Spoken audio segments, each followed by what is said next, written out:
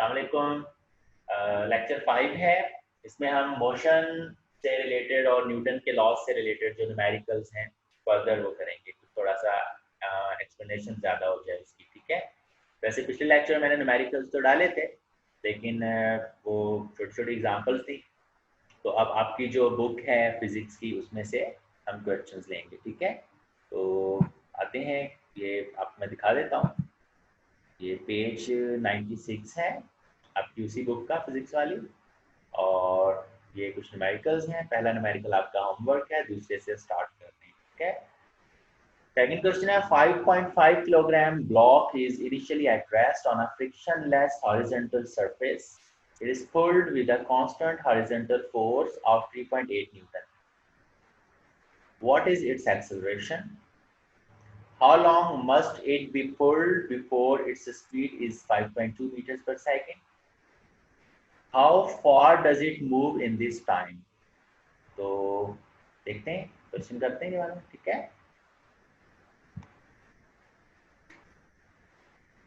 5-2 ये चैप्टर 5 है इसी बुक का आपकी, ठीक है। और मोशन का, न्यूटन के लॉज का।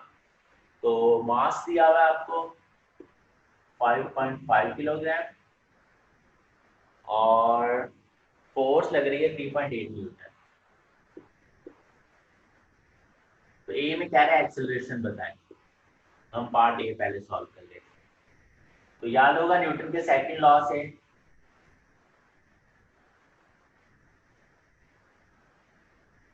F is equal to M A होता है। A is equal to F upon M। F आपको मिला हुआ है 3.8 और M मिला हुआ है 5.5। तो आपका एक्सेलरेशन आ जाएगा 3.8 divide by 5.5। 8 divide by 5.5 0.69 metre पर सेकंड स्क्वायर। ये आपकी एक्सेलरेशन है। फिर बी में कह रहे हैं how long must it be pulled before its speed is 5.2 metre पर सेकंड। तो जाहिर है शुरू में तो इनिशियल स्पीड उसकी 0 थी, और अब ये बी पार्ट स्टार्ट हो गया। ये डाटा हमारे पास अभी भी है। वी एफ आपकी होनी चाहिए 5.2 मीटर पर सेकंड और एक्सेलरेशन ये रहा। तो कहता है कि कितनी दूर तक इसको खींचना पड़ेगा, डिस्टेंस चाहिए आपको, एस निकालना है। तो फार्मूला क्या यूज होगा, 2as is equal to V F square minus V I square. क्योंकि टाइम का जिक्र नहीं है, तो थर्ड जो इक्वेशन है मोशन की वो यूज होगी, ठीक है। तो 2a क्या है 0.69, s हमें निकालना है, वी एफ आपका है 5.2 और वी आई 0 होना चाहिए।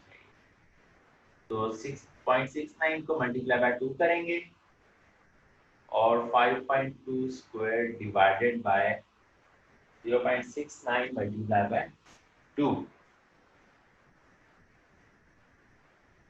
1.38 से डिवाइड कर देंगे। तो ये हो जाएगा डिस्टेंस आपका 5.2 स्क्वायर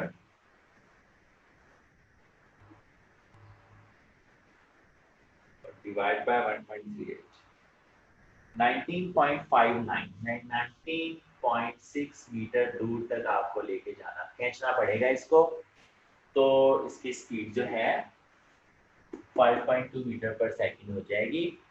सी पार्ट में कह रहा है, सॉरी मैंने सी करवा दिया आपको। बी में था how long must it be pulled, कितनी देर तक इसको खींचना पड़ेगा। और सी में कह रहा था how far does it move in this time. तो सॉरी ये सी मैंने आपको पहले करवा दिया।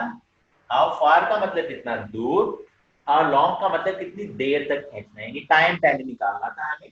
तो वी आई 0, वी एफ 5.2 और ए 0.69 से टी निकालना। तो बहरहाल मैं बी आपको अब करवा रहा हूँ।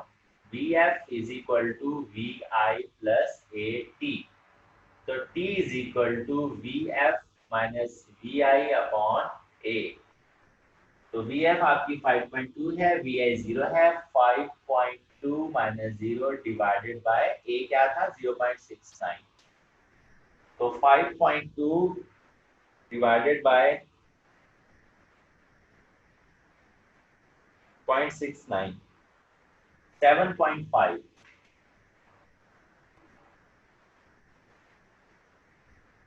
सेकंड लगेंगे इतनी स्पीड तक आने में। ठीक है, तो ये आपका जो क्वेश्चन नंबर 2 था वो सॉल्व हुआ है। सही है, सब नजर आ रहा है? ठीक है, थोड़ा सा अगर कहीं से मिस तो नहीं है? ठीक है, ऑलराइट। आई ट्राई कि मैं नीचे ना लिखूं। ठीक है, अगले क्वेश्चन की तरफ चलते हैं।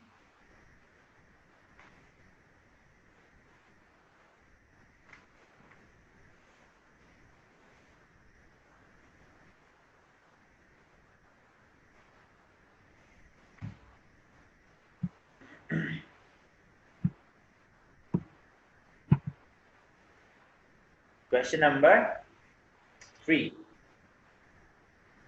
An electron travels in a straight line from the cathode of a vacuum tube to its anode. Electron cathode से एनोड की तरफ जाता है हमेशा। ठीक है, पॉजिटिव की तरफ, which is 1.5 सेंटीमीटर अवे। ये डिस्टेंस है जो वो टोटल ट्रैवल करेगा।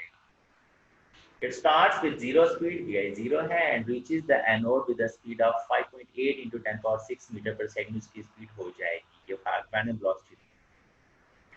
ए में कह रहा है assume constant acceleration and compute the force on the electron। Force कितनी लगेगी? F is equal to m। m आपको पता होना चाहिए, मास ऑफ इलेक्ट्रॉन, बल्कि दिया हुआ है electron mass is 9.1 into 10 power minus 31 kg। और ए आपको ऊपर से निकालनी है डाटा से एक्सेलरेशन, तो एम ए करके हम force, this force is electrical in origin. Calculate the gravitational force on the electron, M G हो जाएगी, जाहिर है वो तो हम जो है कर लेते हैं। तो चलें क्वेश्चन सॉल्व करते हैं। ठीक है, नंबर 3 5.3। तो डिस्टेंस दिया हुआ है 1.5 सेंटीमीटर, डिवाइड बाय 100 करेंगे मीटर में लाने के लिए 0.015 मीटर। इनिशियल स्पीड उसकी 0 मीटर पर सेकंड थी और फाइनल वेलोसिटी उसकी कितने 10 पावर 6 5.8 into 10 पावर 6 मीटर पर सेकंड हो जाएगी। तो हम एक्सेलरेशन निकाल लेंगे, जाहिर सी बात है, और हमें फोर्स चाहिए, और हमें मास भी मिला हुआ है इलेक्ट्रॉन का 9.11 to 10 पावर माइनस 31 kg। ठीक है, ये कांस्टेंट है, याद होना चाहिए, हो सकता है आपको पेपर में नाम भी मिला हुआ। ठीक है, पहले ये निकाल लेते हैं। तो 2as ही लगेगा calculation. 2as is equal to vf square minus vi square. ठीक है, तो ए आ जाएगा vf स्क्वायर 5.8 इंटू 10 पावर 6 का square minus vi 0 square upon 2s 2 into 0.015 5.8 into 10 power 6। मेरे पास साइंटिफिक कैलकुलेटर नहीं है तो मैं अपने तरीके से कर रहा हूँ। 5.8 का स्क्वायर हो जाएगा 33.64 10 पावर 12, और ये 0 है जाहिर है, और इनको मल्टीप्लाई करेंगे ये 0.03 हो जाएगा। 2 मल्टीप्लाई बाय 0.015 0.0, ये हो जाएगा, तो डिवाइड कर देंगे दोनों को, 33.64 डिवाइडेड बाय 0.03, तो हो रहा है 1121.33 मल्टीप्लाई बाय 10 पावर 12। 1 2 3 और पीछे करूंगा, अगर मैं 1.12 213 10 पावर 15 कर दूंगा मैं इसको।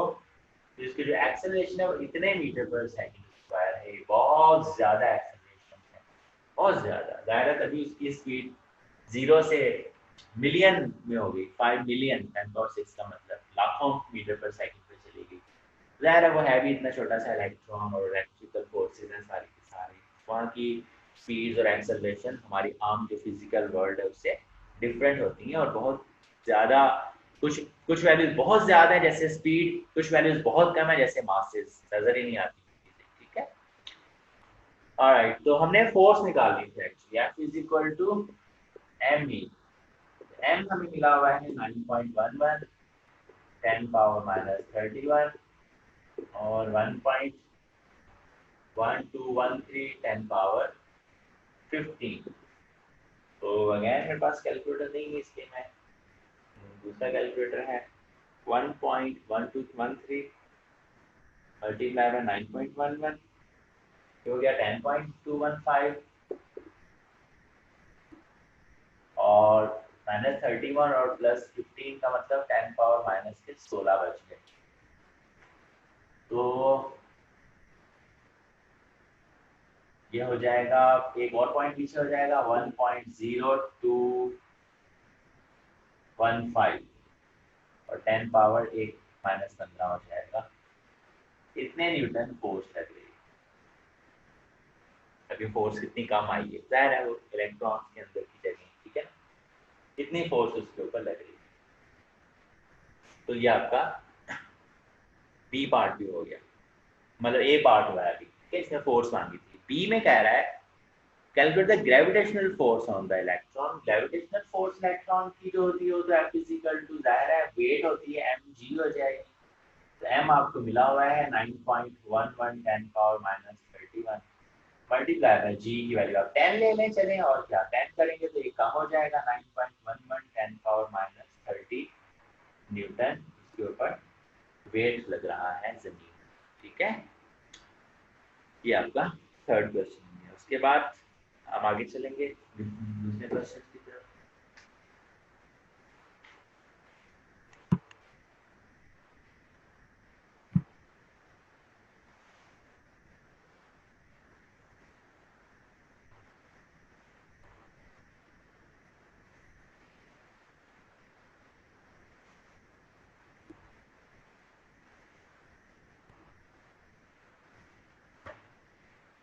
16, 17, 18, 19, 20 ये मैंने पहले से लिखे हुए।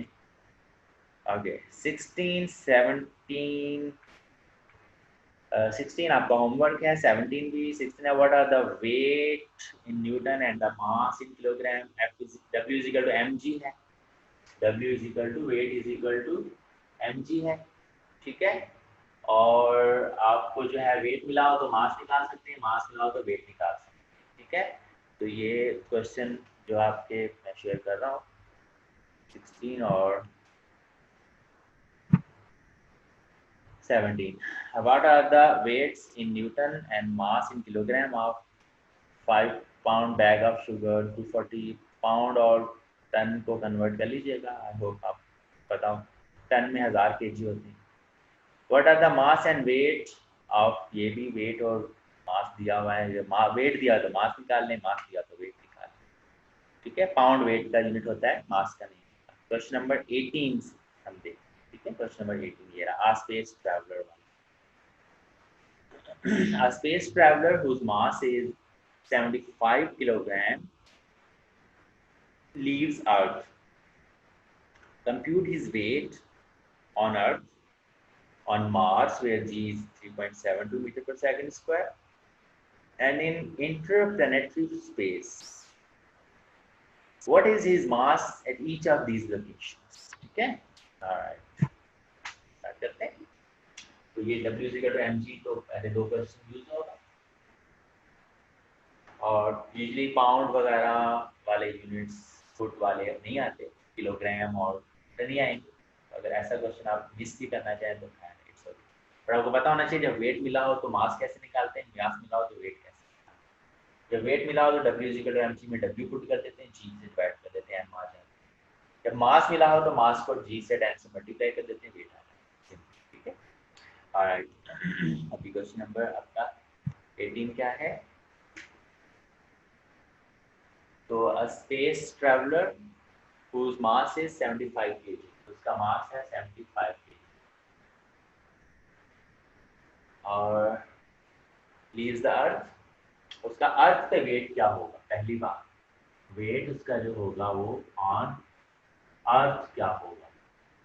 W is equal to M G, ज़ाहिर है m उसका 75 है और g को आप अगर 10 ले लेते हैं तो ये 750 न्यूटन उसका वेट हो जाएगा अर्थ पर। अगर हम 9.8 से करेंगे तो थोड़ा सा 19-20 का फर्क आ जाएगा, that doesn't matter, nobody cares about this, it's right thing. फिर बी में कह रहा है वो कि on Mars where g is 3.72 meter per second square, weight on Mars, g की वैल्यू दी है 3.72 मीटर पर सेकंड स्क्वायर, बहुत कम होती है, जमीन से आधी भी नहीं है, 1/3 है। तो आप वहां पे जाएंगे तो आप अगर हल्का फुल्के होंगे, आप मतलब आप अगर जंप लगाएंगे तो सीधी जमीन पे आप जंप लगा सकते हैं तो 3 गुना ज्यादा जंप लगा लेंगे आप, ठीक है ना? तो जो है ऐसी मूवीज भी आएंगी जिसमें मार्स पे एक बंदा जाता है और वो वहाँ पे ऊंची ऊंची जंप्स लगा रहा होता है, लेकिन वहाँ वाले लोगों के कद बहुत बड़े होते हैं कि वो ग्रेविटी नहीं होती तो वो कद उनके ज़्यादा होते जाते हैं। तो ये बहरहाल एक कॉन्सेप्ट हैं। टेस्ला जो है, एलॉन मस्क, पता होगा आपको, he is working on establishing life on Mars. तो उसका ख्याल है कि अगर छोटा सा रूम ऑक्सीजन सप्लाई से बन सकता है, जैसा कि आप सब मैरीन्स में होता है और जहाज़ों में होता है, गैस सप्लाई हो रही होती है ऑक्सीजन, तो बहुत बड़ा क्यों नहीं बन सकता, सिटी क्यों नहीं बन सकता जिसको गैस सप्लाई हो रही हो इलेक्ट्रिसिटी से, और इलेक्ट्रिसिटी ज़्यादा मार्स पे बन सकती है, सूरज वहाँ पर भी है, सब कुछ है। तो he is planning on that, Elon Musk, Tesla का मालिक है, टेस्ला पता ही होगा, इलेक्ट्रिकल गाड़ियाँ बनाने वाली कंपनी। तो मार्स पे जो ग्रेविटी है वो बहुत कम है, 3.72 मीटर पर सेकंड स्क्वायर है। तो वहाँ पे आपका वेट क्या होगा ये देखना है। W is equal to M G, M होगा 75 और जी होगा 3.72 मीटर पर सेकंड स्क्वायर। तो ये हो जाएगा आपका, मास कभी चेंज नहीं होता आपका unless you are travelling near to the speed of light. तो वो थ्योरी ऑफ रिलेटिविटी है, हमारे इस सिलेबस में नहीं है। ये आ रहा है 279 न्यूटन। तो देखें कहाँ 750 था, कहाँ 300 से भी कम है न्यूटन आपका वेट। तो आप वहाँ पे किसी चेयर वेयर को यूं उंगली से उठा के बड़ी बड़ी चीज़ें उठा सकते हैं आप आराम से, तो वो मतलब फर्क आ जाएगा, हमें यहाँ की आदत है। लेकिन आप जुपिटर पे चले गए अगर, तो वहाँ की जो एक्सेलरेशन है, जी की वैल्यू है वो 25 है, ज़मीन से डबल से भी ज़्यादा, 2.5 गुना। तो वहाँ तो आप हिल भी नहीं सकते, जंप मारना तो बहुत दूर की बात है। वहाँ तो आप चेयर से गिर गए तो आपकी हड्डियाँ टूट जाएंगी, क्योंकि चेयर से गिरने का मतलब है ज़मीन पर आप छत से गिरेंगे, ग्रेविटी का बहुत फ़र्क होता है। तो वहाँ पे अगर लोग हों तो उनके कद बहुत छोटे छोटे होंगे, क्योंकि वहाँ ग्रेविटी बहुत ज़्यादा है, और ऐसे लगेगा वहाँ चलते हैं जैसे आपने लोहे के जूते पहने हैं और आप मैग्नेट पे चल रहे हैं। जी की वैल्यू बहुत ज़्यादा होने की वजह से आपका वेट वहाँ बहुत ज़्यादा होगा, चेयर भी नहीं उठाई जाएगी आपसे, मार्कर भी नहीं उठाया जाएगा, उठा लिया तो लिखा नहीं जाएगा, हाथ ऊपर करेंगे थक जाएगा। जब मैं सिनेरियोज डिस्कस कर रहा था। ऑलराइट, फिर कह रहा है डी ऑप्शन, सॉरी सी में कह रहा है उसका वेट इन इंटरप्लेनेटरी स्पेस। इंटरप्लेनेटरी स्पेस जो होती है वहां पे आप किसी प्लेनेट पे होते हैं? No, you are just in free space, like in free fall. तो जब आपके ऊपर कोई वैल्यू ही जी की नहीं लग रही तो उस वक्त जी की वैल्यू इंटरप्लेनेटरी स्पेस में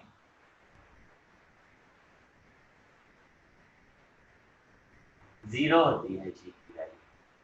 तो आपका वेट भी 0 न्यूटन हो जाएगा, ठीक है, क्योंकि वहां पे आपको कोई चीज अट्रैक्ट ही नहीं कर रही है। हाँ, जब आप चलते चलते इंटरप्लेनेटरी के बाद किसी प्लेनेट के पास चले जाएंगे या उसकी तरफ को चले जाएंगे, फिर आपको खींचने लगेगा, फिर आपका वेट होने लगेगा। वेट का मतलब क्या होता है? The force with which the earth or that planet attracts you toward itself, that is weight actually, जिससे जमीन हमें अपनी तरफ खींच रही है। That is weight. तो अगर वो जमीन की फोर्स ही नहीं, जमीन ही नहीं वहां पर, जाहिर है आपको वेट भी नहीं होगा। ठीक है, डी कह रहा है, ऑप्शन डी के मास इसका इन सब जगहों पे क्या होगा, सेम 75 किलोग्राम। हर जगह वो 75 किलो का ही रहेगा, छोटा बड़ा या मोटा या पतला नहीं हो जाएगा। Yeah, it's possible when you move close to the speed of light, that is 3 to the power 10 power 10, 3 to 10 to the power 8 meters per second. It's close to 300,000 kilometers per second actually. So that's huge, really huge. Scientists are not even close to that at the moment. Yeah, they are working on that, but ये बहुत आगे के future की बात है, when they will be able to move to the close to speed of light।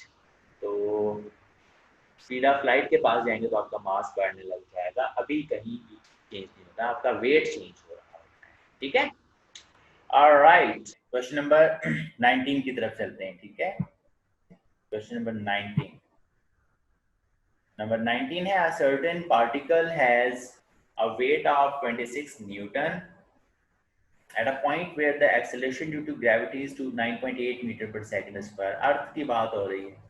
A, what are the weight and mass of the particle at a point where the acceleration due to gravity is 4.6 meters per second square। अर्थ से कोई छोटा planet है। और B, what are the weight and mass of the particle if it is moved to a point in space where the gravitational force is 0। तो वहां तो उसका wait 0 हो जाएगा। हाँ, मास हर जगह सेम ही रहता है। ठीक है, so let's do that question number 19।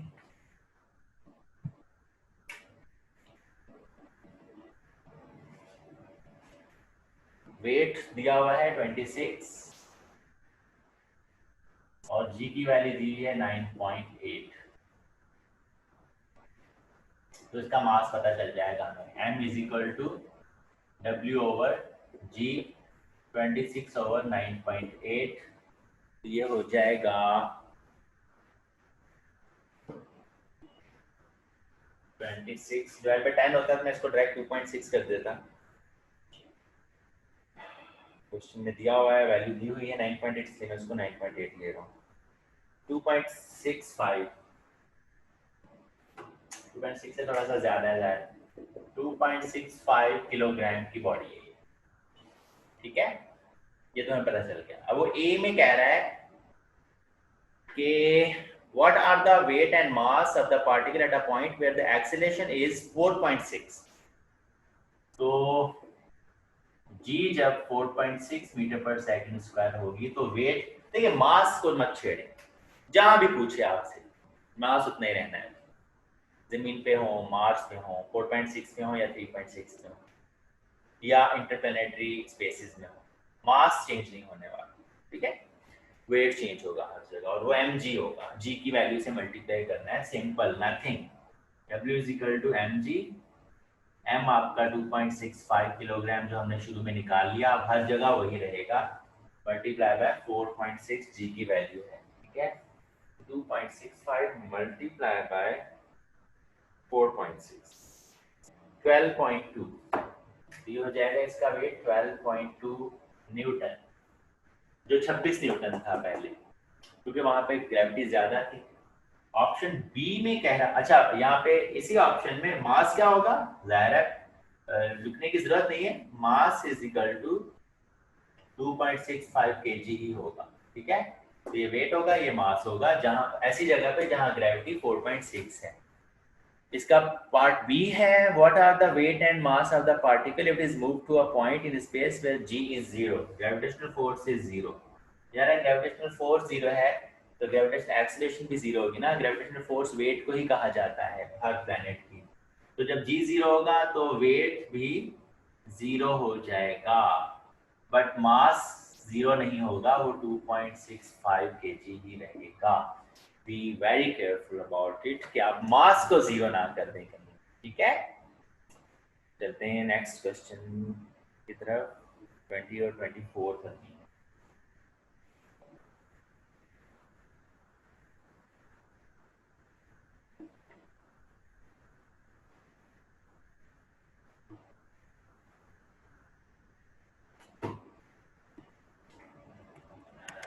Question number 20।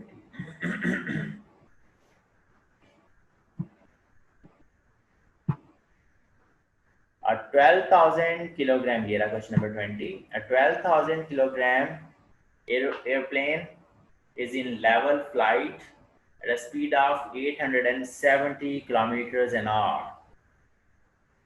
What is the upward directed lift force ऊपर की तरफ exerted by the air on the airplane? जितना इसका weight है, it doesn't matter how fast he is moving, it is moving. उसकी upward downward force का कोई फर्क नहीं पड़ता, वो फिर यूं वाली फोर्स का फर्क आएगा एयर की। अपवर्ड डाउनवर्ड जाहिर है एयर ने उसको ऊपर को फोर्स लगाई हुई है ना, जाहिर है तभी तो रुकी हुई है वो। तो एयर ने उसको कितनी फोर्स लगाई हुई है, ठीक है ना। एरोप्लेन तो अपवर्ड उसको इतनी फोर्स लगेगी जितनी उसका वेट है, mg, जितनी ही फोर्स लग रही है उसको। तो W = mg करके आपने वेट निकाल लेना है उसका, कुछ भी नहीं है।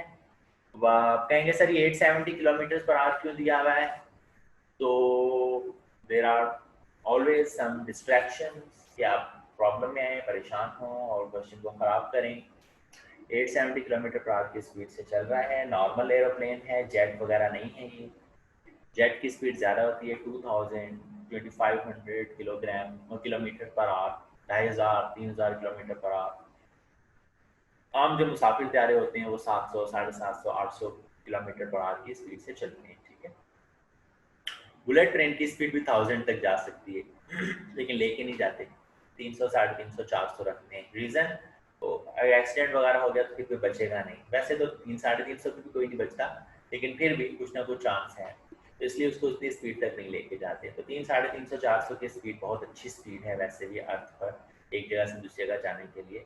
तो आप इस स्पीड से यहाँ से कराची से अगर हैदराबाद जाना चाहिए तो आधे घंटे में पहुँच जाएंगे। लेकिन ज़ाहिर है हमारे पास बुलेट ट्रेन नहीं है, एलिवेटेड ट्रेन होती हैं, इलेक्ट्रोमैग्नेटिक फोर्स होती है रेल्स में और उनके व्हील्स में, तो अपोजिट होते हैं, तो नॉर्थ पोल्स होते हैं।